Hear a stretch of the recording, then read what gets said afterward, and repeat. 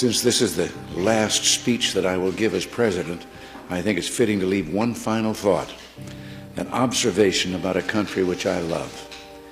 It was stated best in a letter I received not long ago.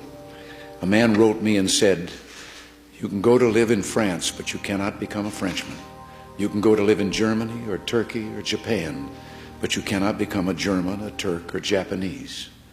But anyone from any corner of the earth can come to live in America and become an American." Yes, the torch of Lady Liberty symbolizes our freedom and represents our heritage, the compact with our parents, our grandparents, and our ancestors.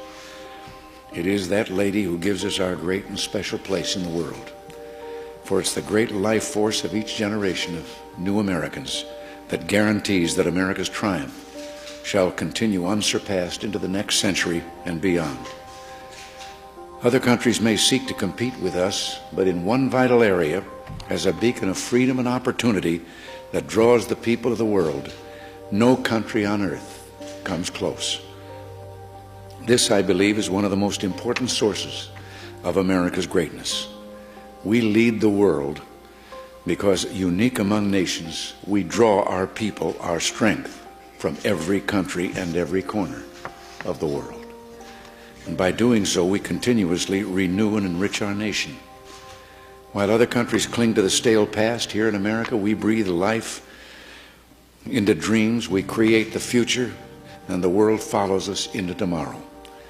Thanks to each wave of new arrivals to this land of opportunity, we're a nation forever young, forever bursting with energy and new ideas, and always on the cutting edge, always leading the world to the next frontier. This quality is vital to our future as a nation. If we ever close the door to new Americans, our leadership in the world would soon be lost. A number of years ago, an American student traveling in Europe took an East German ship across the Baltic Sea. One of the ship's crew members from East Germany, a man in his 60s, struck up a conversation with the American student. After a while, the student asked the man how he had learned such good English, and the man explained that he had once lived in America. He said that for over a year he'd worked as a farmer in Oklahoma and California, that he'd planted tomatoes and picked ripe melons. It was, the man said, the happiest time of his life. Well, the student, who'd seen the awful conditions behind the Iron Curtain, blurted out the question, "Well, why did you ever leave?" "I had to," he said. "The war ended." The man had been in America as a German prisoner of war. Now, I don't tell this story to make the case for former POWs. Instead, I tell this story just to remind you of the magical, intoxicating power of America. We may sometimes forget it, but others do not. Even a man from a country at war with the United States, while held here as a prisoner, could fall in love with us. Those who become American citizens love this country even more.